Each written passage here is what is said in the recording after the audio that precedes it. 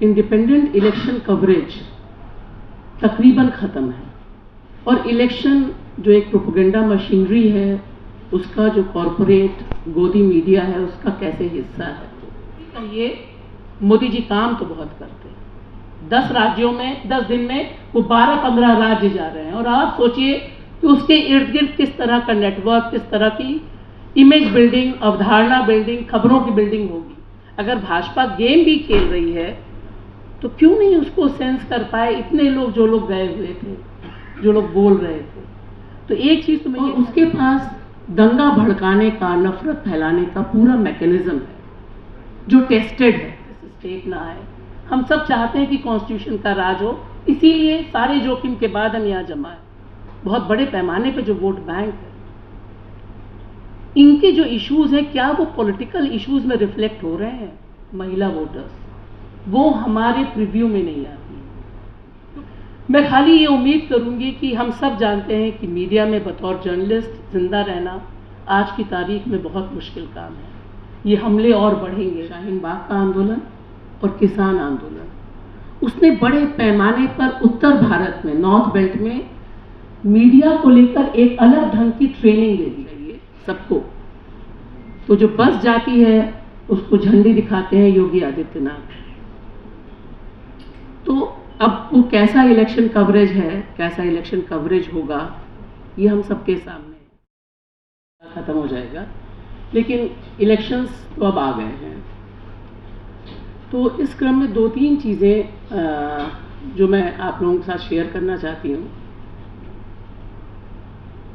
वो बहुत positive note पे तो नहीं है। सबसे पहली बात मुझे लगता है कि जो स्थितियाँ हैं अभी, मीडिया की स्थिति, जो लोग यहाँ पर बैठे हैं और जो लोग देख सुन रहे हैं, वो सब उन हालात से परिचय हैं कि मीडिया कैसे रिपोर्टिंग कर रहा है, कैसे करता रहा है, किन मुद्दों पे करता रहा है। और इलेक्शन जो एक प्रोपेगेंडा मशीनरी है उसका जो कॉरपोरेट गोदी मीडिया है उसका कैसे हिस्सा है। वो आगे बढ़ बढ़ के रिपोर्टिंग करता है और एक माहौल बना देता है, इससे हम सब वाकिफ़ हैं। और मुझे लगता है कि आज की तारीख में इंडिपेंडेंट इलेक्शन कवरेज तकरीबन ख़त्म है। जो संस्थान हैं, जो अखबार हैं, मैंने तमाम टाइम्स ग्रुप से लेकर आउटलुक से लेकर सब जगहों पे काम किया है, प्रिंट से लेकर इलेक्ट्रॉनिक का बहुत अनुभव नहीं है, न्यूज़ क्लिक के साथ जब मैं रही। लेकिन देखिए, शुरू में भी ये क्रम था और मैं आपको यहाँ पर्सनल एक्सपीरियंस से बताऊंगी कि जब मैं आउटलुक में रही या उससे पहले रही, जनरली जो लोग रिपोर्टर हैं, हम जैसे तमाम लोग जो जर्नलिज्म में आए इसलिए कि रिपोर्टिंग कर सकें और कोई मकसद नहीं, लगातार यही समझाया जाता रहा कि आप अगर चुनाव कवर करना चाहते हैं तो किसी पॉलिटिकल पार्टी, किसी नेता, किसी दल के साथ आप कर लें, खर्चा भी नहीं होगा, संस्थान का पैसा बच जाएगा। ये मैं 2014 के बाद की नहीं, उससे पहले की बात बता रही हूँ। लगातार एक प्रेशर रिपोर्टर्स के ऊपर था कि आपको पैसा कम खर्च करना पड़े, संस्थान पैसा नहीं खर्च करना चाहती है। 2014 के बाद ये तकरीबन लिखा हुआ सा रूल आपको दिखाई देता है कि इलेक्शन कवरेज में चाहे टाइम्स नाउ की नविका कुमार हो, चाहे तमाम और संस्थान, बड़े बड़े जो कॉरपोरेट, अंबानी जी के, अडानी जी के मीडिया घराने हैं, वो जब अपना चुनावी रथ निकालते हैं, वो पिक्चर याद रहनी चाहिए सबको। तो जो बस जाती है उसको झंडी दिखाते हैं योगी आदित्यनाथ। तो अब वो कैसा इलेक्शन कवरेज है, कैसा इलेक्शन कवरेज होगा, ये हम सबके सामने है। तो एक जो सबसे बड़ा चैलेंज है आज की तारीख में, जो लोग पत्रकारिता हम जितना भी चाहें कि बटे नहीं, लेकिन बटी हुई है, बहुत क्लियर बटी हुई है आज की तारीख में। मुझे लगता है कोई शख्स ये नहीं बोल सकता कि कहाँ खड़ी है पत्रकारिता, और ख़ासतौर से कॉरपोरेट पत्रकारिता इसलिए अहम है क्योंकि वही घर घर पहुँचती है, उसी की व्हाट्सएप रील्स पहुँचते हैं।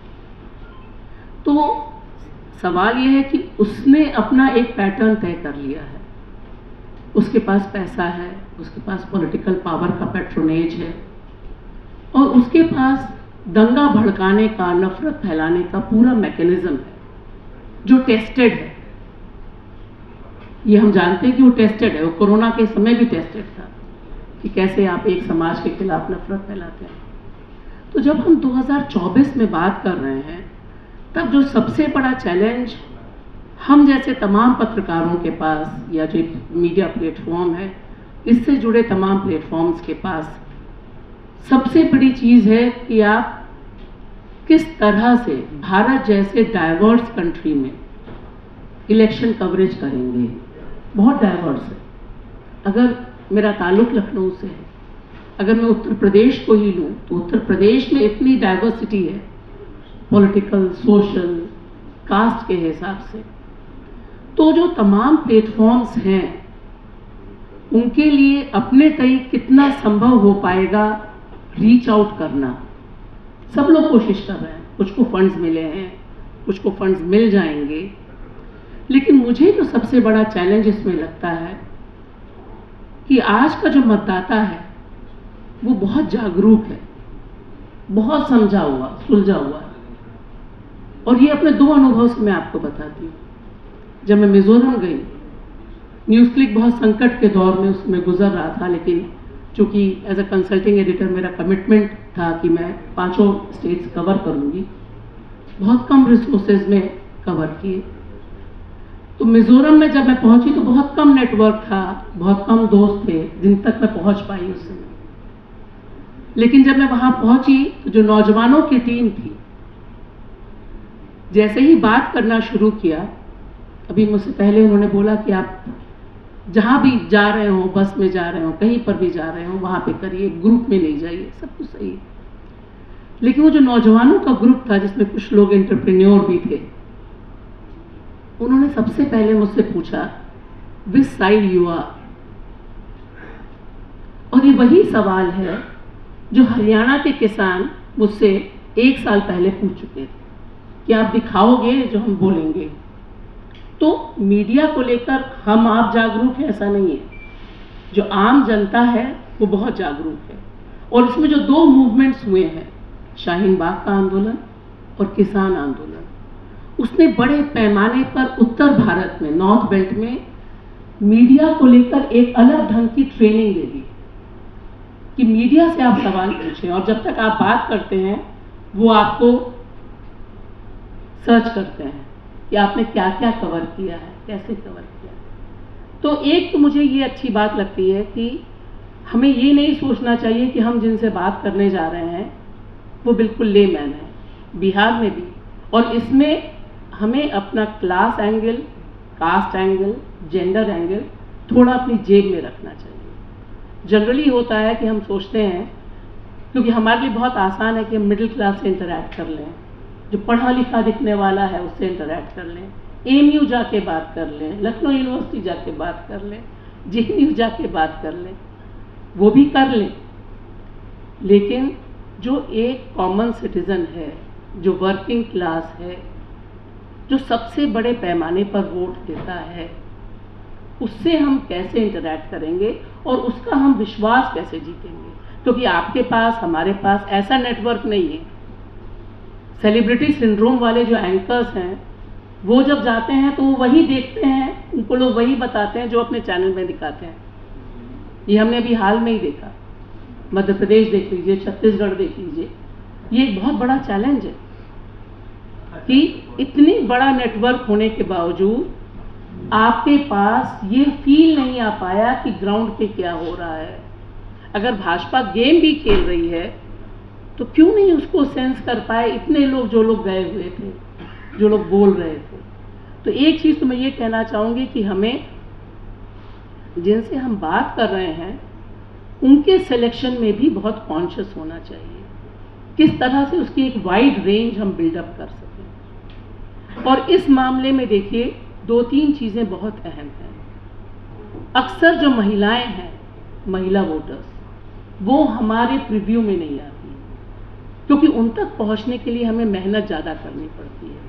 वो चाय की गुमटी में नहीं मिलती, वो सड़क पे नहीं मिलती, वो पब्लिक डोमेन में गायब रहती है।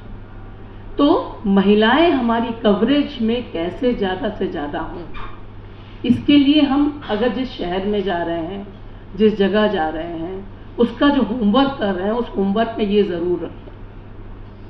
और दूसरा कि हम किस तरह से जो मार्जिनलाइज कम्युनिटीज़ हैं, जो मुस्लिम कम्युनिटी है, जो आदिवासी कम्युनिटी है, जो दलित के डिफरेंट सेक्शंस हैं, बहुत बड़े पैमाने पे जो वोट बैंक है, इनके जो इश्यूज़ हैं, क्या वो पॉलिटिकल इश्यूज़ में रिफ्लेक्ट हो रहे हैं? मैं अपना पर्सनल एक्सपीरियंस बताती हूँ। मैं जब यूपी चुनाव कर रही थी, पिछला विधानसभा, बड़े पैमाने पे नौजवान आए, बहुत गुस्सा, नौकरी नहीं, ये नहीं, वो नहीं, सब कुछ बोले।